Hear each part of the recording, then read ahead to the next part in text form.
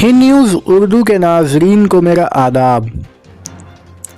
कोलकाता, जिसे city of Joy यानी शहर निशात कहा जाता है, उस पे वाक़ मटिया बुरुज गार्डन रिच में जहां एनआरसी और सीएए को लेकर मुसलसल एहतजाज किसी न किसी शक्ल में देखा जा रहा है, उसी ताल्लुक से मटिया बुरुज गार्डन रिच के कच्ची सड़क में ऑल इंडिया बज़्म अशरफ और गार्डन रिच पीस मूवमेंट की जानिब से एक अजीमुशान एहतजाजी जलसा का एहतमाम किया गया, जिसमें बड़ी तादाद में ख्वातीन, जवान, बच्चे और बूढ़े शामिल हुए और साथ ही तमाम मकताब फ़िक्र के दानिश्वरान जमा होकर पुरअमन तरीके से इसके ख़िलाफ़ सदाए एहतजाज बुलंद किए।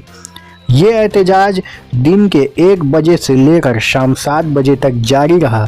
इस एहतजाज में सैयद आरफ अशरफ, सैयद हैदर, ज़ीशान अयूब, बहाउद्दीन आसिफ, डॉक्टर मस्कूर अहमद उस्मानी, चंदा यादव, फ़हाद अहमद, डॉक्टर दानिश खान, इम्तियाज़ अहमद मुल्ला और उशासी पाल व दीगर मुतअद्दिद लोग शामिल थे। पूरे मुल्क में यह एहतजाज हो रहा है और सरकार जो है पीछे हटने को रेडी नहीं है, ऐसे में आपका क्या कहना है?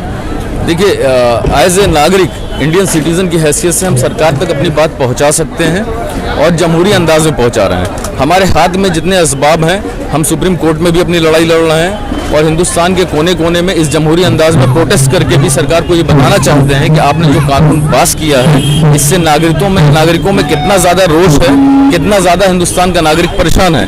तो इस भारत के जमहूरी निज़ाम को बचाए रखने के लिए इस कानून को आप वापस ले लें और हिंदुस्तान की आम नागरिक को, आम जनता को, देशभक्त नागरिक को इससे बहुत खुशी होने वाली। तो हम सिर्फ अपनी बात कह सकते हैं, फैसला सरकार को लेना है और हमारा मेन टारगेट है सुप्रीम कोर्ट ऑफ इंडिया। हमारी नज़रें उधर लगी हुई हैं कि सुप्रीम कोर्ट हमारे लिए क्या फैसला करता है, तो हम उसका इंतज़ार करेंगे कि सुप्रीम कोर्ट क्या करता है। अच्छा, पहले शाहीन बाग, फिर जामिया में एक शख्स पिस्टल लेकर ढुकता है, गोली चलाता है। क्यों और कौन है वो लोग जो इतनी टाइट सिक्योरिटी में भी ढुक रहे हैं, वो भी पिस्टल लेकर?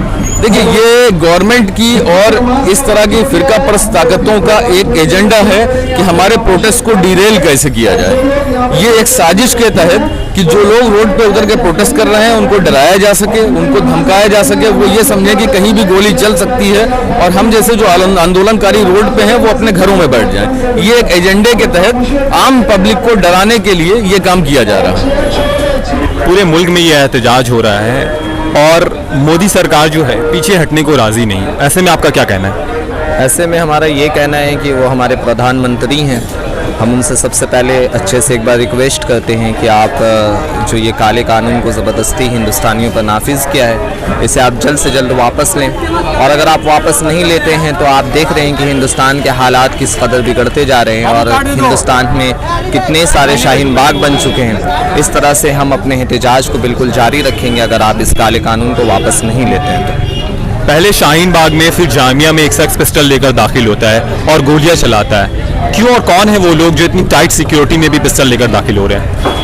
मैं तो इस बात पर ये कहना चाहता हूँ कि हमारी टाइट, जिसे आप टाइट सिक्योरिटी कह रहे हैं, वो एक्चुअल में टाइट सिक्योरिटी नहीं बल्कि इस गवर्नमेंट की सिक्योरिटी है। जो गवर्नमेंट को तो सिक्योरिटी प्रोवाइड करती है लेकिन हमारे तुलबा और तालिबात को, स्टूडेंट को सिक्योरिटी प्रोवाइड नहीं करती है। जो हमारे गरीब आवाम को सिक्योरिटी नहीं देती है, जो हमारी ख़वातीन को सिक्योरिटी नहीं देती है। जिस माओ बहनों के लिए आपने तलाक के लिए आपने आवाज़ उठाया था, आज वही माँ बहनें जब शाहीन बाग में बैठी हैं तो आप देख रहे हैं कि शाहीन बाग में भी जो है इस तरह से गोलियाँ बारी हो रही हैं और गोली चलाने की कोशिश कर रही है। मैं तो ये कहूँगा कि हमारा एडमिनिस्ट्रेशन कहीं ना कहीं निकम्मा होता जा रहा है, जिसने अभी तक का इसके पीछे में किसी चीज़ को, सॉल्यूशन को, उसको तलाश ही नहीं कर पा रहा है कि आखिर किस तरह से जो है ये गोली मारने वाले लोग जो है अंदर में दाखिल हो जा रहे हैं। ये असल में दहशतगर्द है, हिंदुस्तान के और हमारे मुल्क के दहशतगर्द है जो हम संविधान को बचाने निकले हैं। वो संविधान को हमें बचाना नहीं देना चाहते और बल्कि हिंदुस्तान के संविधान को और हिंदुस्तान की भाईचारा को तोड़ना चाहते हैं। क्या अब तक इस एहतजाज का सरकार पर कोई दबाव पड़ा है? बिल्कुल। इस बात से मैं बिल्कुल अच्छी तरह से मुत्तफिक हूँ कि हमारे इस सरकार के ऊपर में, यानी कि भाजपा की सरकार के ऊपर में एक अच्छा खासा दबाव पड़ा है। और ये दबाव इस वजह से पड़ा है क्योंकि हमारी बहनें जो हैं अब एहतजाज पे बैठ गई हैं, हमारे बच्चे छोटे छोटे एहतजाज पे बैठ गए, और जिससे हिंदुस्तान की बड़ी बड़ी यूनिवर्सिटी बनारस से जब आवाज़ निकलती है तो वो दिल्ली की यूनिवर्सिटी तक आवाज़ पहुँचती है। और हम तमाम हिंदुस्तानी, बल्कि ये मुसलमान नहीं बल्कि तमाम हिंदू भाई भी हमारे साथ हैं, तमाम मज़ाहिब के लोग हमारे साथ हैं। और इस वजह से जो है हम इस बात पे यकीन रखते हैं कि हमारा एहतजाज कहीं ना कहीं कामयाब हुआ है, और इस एहतजाज का इंशाअल्लाह ज़रूर कोई ना कोई अच्छा रिज़ल्ट भी आने वाला है।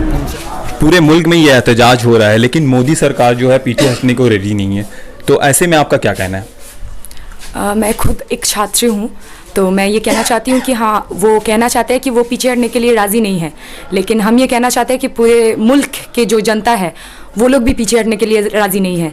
और वो लोग आज रास्ते पे हैं, वो लोग आंदोलन के मतलब ऐसे आंदोलन कर रहे हैं, अगर हम लोग देखें तो पिछले 70 साल में ऐसा आंदोलन हम लोगों ने नहीं देखा। पूरे देश की जो जनता है वो लोग रास्ते पे है, और इस NRC के खिलाफ वो लोग आवाज़ उठा रही हैं। मोदी की सरकार जो है वो गोलियां बरसा रही है स्टूडेंट्स के ऊपर। कल अगर देखें तो शाहीन बाग में भी प्रोटेस्टर्स के ऊपर गोलियां बरसा दी गई, लेकिन इस तरीके से तो हम लोगों की आवाज़ को चुप नहीं करवाया जा सकता, क्योंकि उसके बाद भी हम लोग फिर से घर घर से निकलेंगे, गली गली से निकलेंगे। और जिन जगह पे प्रोटेस्ट चल रहा था, बढ़ रहे हैं प्रोटेस्ट, हर जगह पे सब लोग आके बैठ रहे हैं और NRC के खिलाफ एकजुट होके प्रोटेस्ट कर रहे हैं। तो जब तक वो लोग पीछे नहीं हटते, हम लोग भी हारने वालों में से नहीं हैं। हम लोग लड़ाई जारी रखेंगे और एकजुट होकर लड़ाई जारी रखेंगे और इन लोगों के खिलाफ अपना प्रोटेस्ट जारी रखेंगे। और दूसरा क्वेश्चन ये है कि पहले शाहीन बाग फिर जामिया में एक शख्स पिस्टल लेकर ढुकता है और गोलियां चलाता है, क्यों और कौन है वो लोग जो इतनी टाइट सिक्योरिटी में भी पिस्टल लेकर ढुक रहे हैं? अगर हम लोग देखें तो जो वीडियो है वो बहुत क्लियर था। जो पिस्टल लेके आया था उनके पीछे ही पुलिस खड़ी हुई थी। पुलिस चाहती तो उन लोगों को रोक सकती थी, लेकिन एक सेटिंग जो हम लोग पहले ही देखे हैं, जो सेटिंग था वो सेटिंग पहले ही हम लोग देख चुके हैं, क्योंकि पुलिस चाहती तो इन लोगों को रोक सकती है। वो ये पहली बार नहीं है ऐसा हुआ है। प्रोटेस्टर्स के ऊपर पिस्तौल चला दिया जा रहा है, उन लोगों को गोलियां बरसाई जा रही हैं, क्योंकि जामिया मिलिया में भी जो हुआ था वहाँ पे भी पुलिस थी और पुलिस के खिलाफ ही ये था कि पुलिस लोगों ने कैंपस के अंदर घुस के पीटा गया था। और दिल्ली पुलिस थी, अमित शाह की पुलिस थी, और अभी भी वहीं पे सेम चीज़ दोहराई जा रही है। वो लोग जब स्टूडेंट्स लोग जब NRC के खिलाफ मूवमेंट कर रहे हैं, तब स्टूडेंट लोगों को पकड़ के जेल में डालने की ताकत इन लोगों में है, लेकिन वही प्रोटेस्टर्स के ऊपर जब कोई गोली चला रहा है तब उसको आइडेंटिफाई करने की ताकत इस सरकार में नहीं हो रही है। तब कुछ फेक न्यूज़ बनाया दिया जा रहा है। कभी कभी कुछ न्यूज़ तो ऐसे भी आ रहे हैं कि प्रोटेस्टर्स ही गोली चला रहे हैं, ऐसे फेक न्यूज़ भी आ रहे हैं। तो हम लोगों को अभी बहुत एकजुट होकर रहना पड़ेगा और बहुत ही अपना जो न्यूज़ है वो बहुत ही ठीक तरीके से देखना पड़ेगा। हम लोग जो सोच रहे हैं, हम लोग जो जान रहे हैं, उसका सोर्स क्या है वो भी जानना पड़ेगा, क्योंकि फेक न्यूज़ डाल के हमारे दिमाग में हम लोगों को आंदोलन के रास्ते से भटका देने की कोशिश ये लोग ज़रूर करेंगे और वही कर रहे हैं। लेकिन हम लोगों को भी कोशिश करनी होगी आंदोलन के रास्ते में रहने के लिए। और मोदी सरकार पहले ही व्यर्थ हो चुकी है, और एक और बार वो लोग गोली चला के वो लोग दिखा दे रही हैं कि हाँ वो लोग डर चुके हैं, इसीलिए ही वो गोलियां चला रही हैं। तो वो गोलियां चलाए, लाठियां चलाए, हम लोगों को कोई फ़र्क नहीं पड़ता। हम लोगों को गोलियां खाना होगा तो गोलियां खाएंगे, लेकिन भारतवर्ष को हम लोग टूटने नहीं देंगे और एक भी नागरिक को यहाँ से बाहर जाने नहीं देंगे। पूरे मुल्क में यह एहतजाज हो रहा है, लेकिन सरकार जो है पीछे हटने को तैयार नहीं है, ऐसे में आपका क्या कहना है?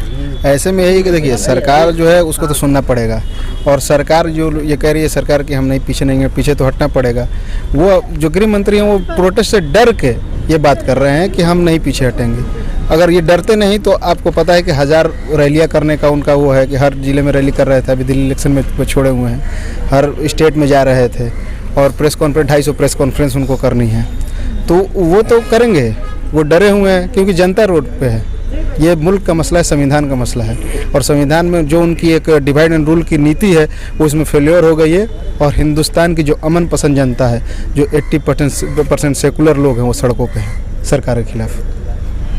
पहले शाहीन बाग में फिर जामिया में एक शख्स पिस्टल लेकर दाखिल होता है और गोलियां चलाता है, क्यों और कौन है वो लोग जो इतनी टाइट सिक्योरिटी में भी पिस्टल लेकर दाखिल हो रहे हैं? सिंपल सी बात है, अगर एक लफ्ज़ में इसका जवाब देंगे, ये वही गोडसे की औलाद हैं जिन्होंने 1948 में गालिबन 30 जनवरी को गांधी जी के ऊपर गोली चलाई थी। आज उन्हीं की औलाद शाहीन बाग हो गया और जामिया के बच्चों के ऊपर गोली चला रहे हैं।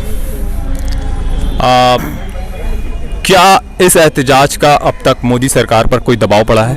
बिल्कुल दबाव पड़ा है। ये दबाव है कि आज मोदी सरकार इतनी सारी रैलियां कर रही है समर्थन में, इससे बड़ा और क्या दबाव होगा उसके ऊपर। यही तो सबसे बड़ा प्रूफ है कि आखिर बताइए, आज तक इतने सारे प्रोटेस्ट हुए, इतने सारे बिल पास हुए वहाँ से सांसद भवन से, लेकिन बताइए कभी कोई किसी के समर्थन में रैली निकालनी पड़ी किसी गवर्नमेंट को? आखिर इस मामले में क्या ज़रूरत पड़ गई थी कि गवर्नमेंट को इसके समर्थन में आज रैली निकालनी पड़ रही है? आपको क्या लगता है, आप लोगों का ये एहतजाज कामयाब होगा? बिल्कुल कामयाब होगा। उम्मीद पे दुनिया कायम है और इंशाल्लाह हमें यकीन है, हमें अपनी सुप्रीम कोर्ट पे यकीन है कि वो हमारे हक में फ़ैसला करेगी। वो हिंदुस्तान का जो संविधान है उसके हिसाब से फ़ैसला करेगी, ना कि किसी गवर्नमेंट के दबाव में आके फ़ैसला करेगी।